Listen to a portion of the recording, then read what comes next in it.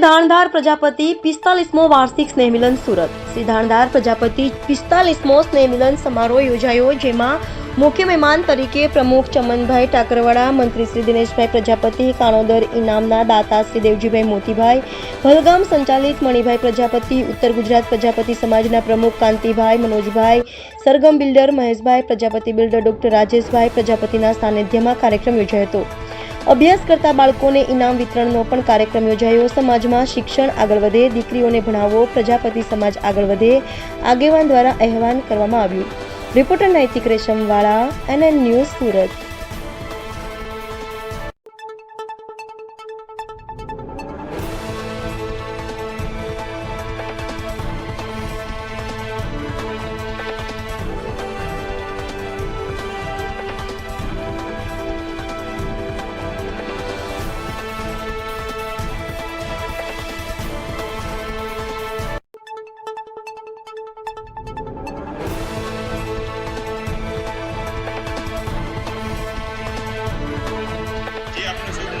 દિવ્યા,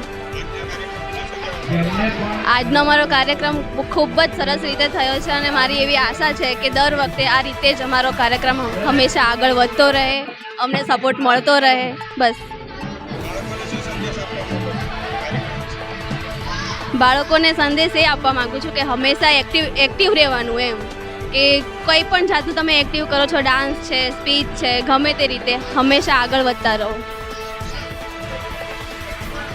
શિક્ષણ વિશે